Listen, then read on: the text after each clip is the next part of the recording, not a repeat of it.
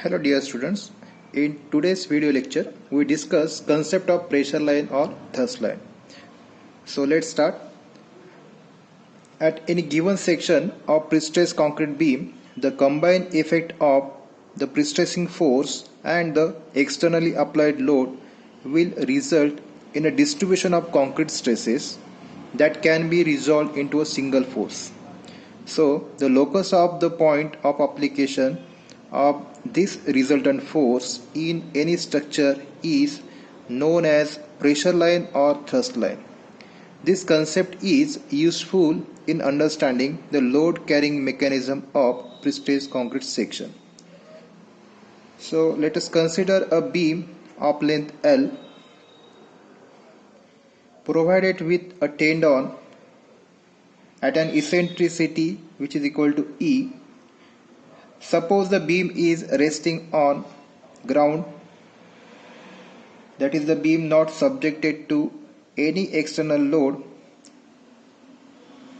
So in this case two forces are exist. First is P force acting on tendon due to action of tensioning to tendon, this P force, and second is C force. This C force, which is compressive force acting on concrete, stresses in this concrete are produced entirely due to these C forces. In the absence of any external moment, the C force and the P force act at same level, and the line of action of this P force is called as P line, and the line of action of this C force is called as C line.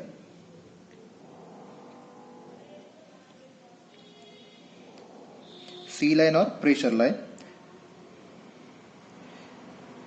Suppose the beam is subjected to moment and the C line will shift from the P line by distance of A. A distance A is called as the lever arm. So in that case A equal to external moment divided by prestressing force P. So external moment here, which is M, acting at both end. So A equal to M divided by P. See, here A means it is a shift of this C line from the P line. This is P line. So shifting of this C line from a P line is known as A. So A is find out using this equation, that is external moment divided by P. So to find extreme stresses in concrete, equation is C divided by A plus minus C into eccentricity of C divided by Z. This equation is useful for finding extreme stresses, and this equation is known as strain concept method. Three techniques we used for the analysis of prestressed concrete beam. In previous video we solve problem by using stress concept, second is by load balancing concept, and third is this strain concept. Different technique in the analysis of PSC beam section. So stress concept is first, then second is strain concept, and third is load balancing concept. We see one problem on these techniques. A prestressed concrete beam 400 mm wide and 600 mm deep has a span of 6 meters. The beam is prestressed with a tendon bent as shown in figure. The external load on the beam consists of concentrated load of 180 kN at midspan. If the effective prestressing force 1200 kN, calculate the extreme stresses for the midspan section. Use stress and strain concept approach. So in this problem, this beam is given with bent up tendon, 180 kN. External load is acting at center. Cross section is given, which is 400 by 600. Distance from soffit is given in figure, which is 160 mm, and length of beam is 6 meter. So given first P equal to, P means it is prestressed force, which is given 1200 kN. Then W is external load, which is 180 kilonewton, and L equal to span of beam, which is 6 meter. So we have to find the extreme stresses for mid span using stress concept and strength concept approach. So first we use stress concept method. So in stress concept method, step number 1 is to find position of neutral axis from bottom. So Y bar section is rectangular, so we know Y bar equal to, it is total depth D divided by 2. So here D is 600, that is depth of section is 600, so 600 divided by 2, which is equal to 300 mm. As the section is symmetrical, so Y bar equal to YB equal to YT, which is equal to 300 mm. Then next is eccentricity. So we know eccentricity equal to Y bar minus distance from soffit. We already find Y bar, which is 300. Distance from soffit in problem is given, which is 160 mm. So 300 minus 160. So eccentricity is equal to 140 mm. Then step number 2 is to find moment of inertia. For rectangular section, we know I equal to BD cube divided by 12. BD cube divided by 12. So B is given, which is 400. D equal to 600. So B into 400 into 600 cube divided by 12. So moment of inertia equal to 7.2 into 10 to the power 9 mm raised to 4 after calculation.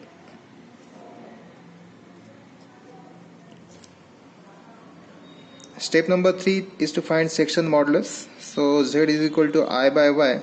Here I equal to 7.2 into 10 to the power 9 and Y equal to 300. So Z after calculation, Z equal to 24 into 10 raised to 6 mm raised to 3. Mm raised to 3.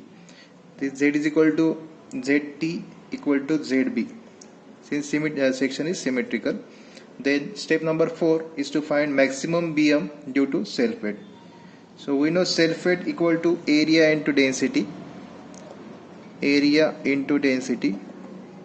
So here density is not given in problem, so we assume density. Area means B into D. So B is 400, D is 600 into density. Here area section is given, dimensions of sections are given in mm. So convert this mm to meter. So multiply by 10 to the power minus 6. Density of concrete, here assume either 24 or 25. Consider 25. So for after calculation, this value is 6 kilonewton per meter. So self weight equal to 6 kilonewton per meter. So maximum BM due to this UDL of 6 kilonewton per meter, we know equation is WL square by 8. So 6 into 6 square divided by 8. So maximum BM due to self weight or dead load equal to 27 kilonewton meter. Then step number 5, maximum BM due to live load. In problem, cross section or diagram is given in which W equal to 180 kilonewton acting at a center of span 6 meters. So here simply supported with concentrated load of 180 kilonewton acting at mid span. So maximum BM for this loading equal to simply supported with central point load, we know WL by 4. Here W is equal to 180. Span of beam is given 6 divided by 4. So maximum BM due to this point load is 270 kilonewton meter after calculation. Now final step, that is step number 6, extreme stresses at mid span. So at top we know it is equation is P by A, that is direct stress minus eccentric stress plus due to stresses due to self weight or dead load plus stresses due to live load. So P means here pre-stress force. So P in problem is given 1200 into 10 to the power 3 Newton.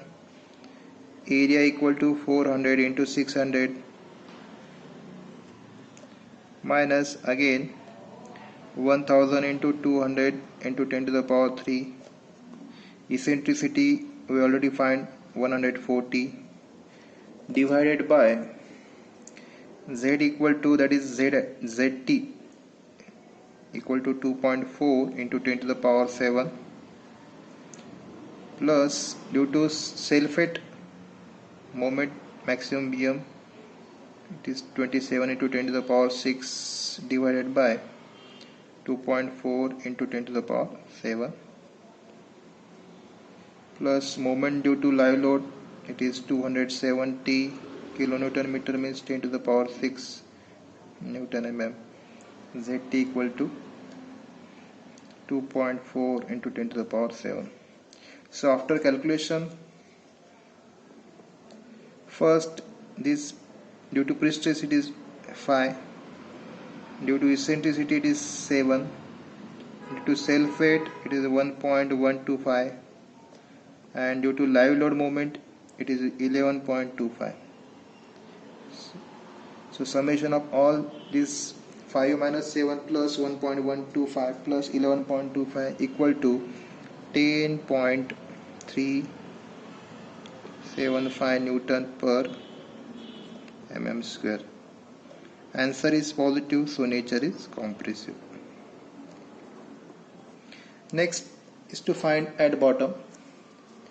So to find at bottom, we know equation is P by A, that is direct stress, plus eccentric stress minus stresses due to self weight minus stresses due to live load. So P by A equal to, already we calculate at top, so which is 5,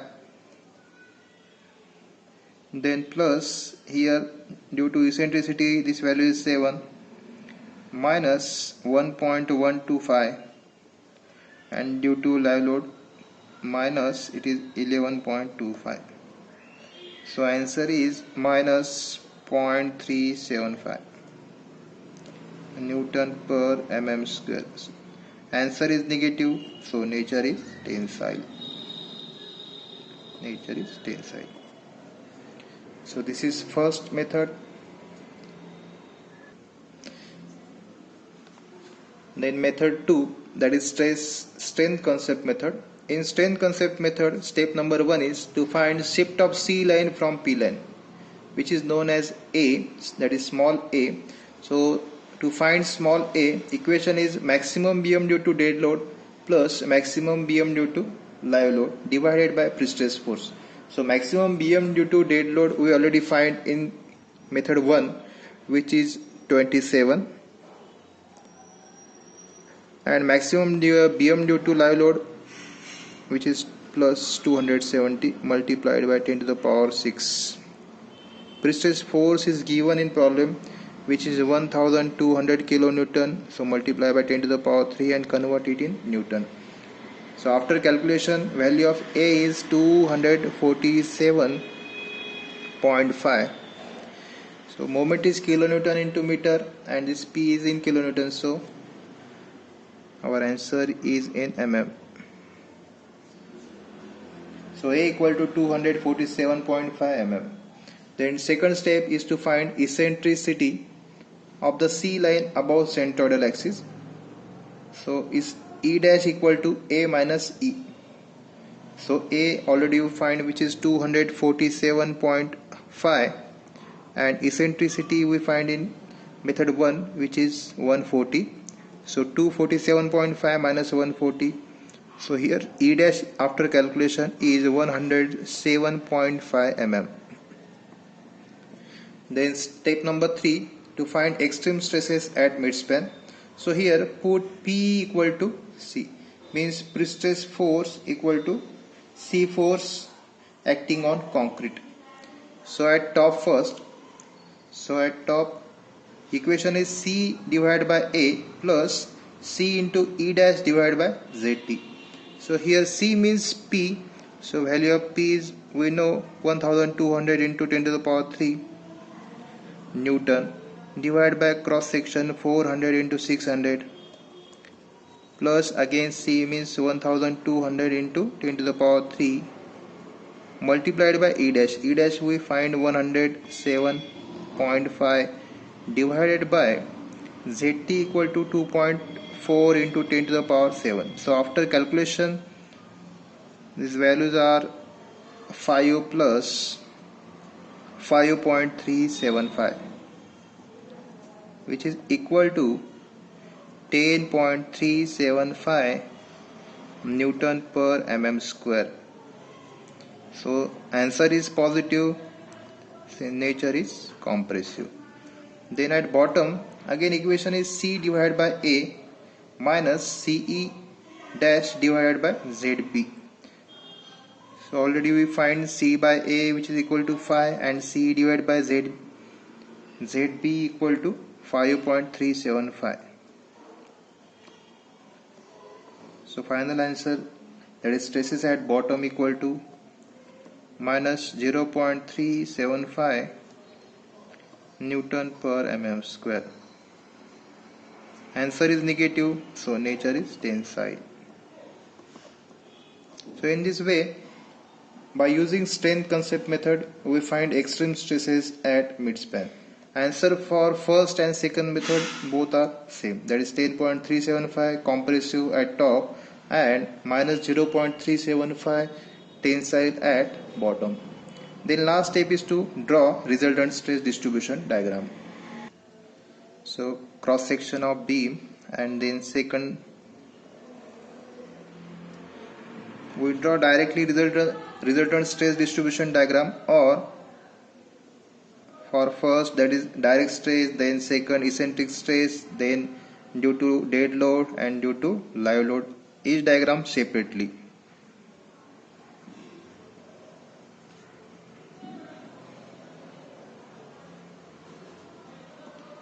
So at top it is 10.375 Newton per mm square. This is compressive, plus tensile at bottom, which is 0.375 Newton per mm square.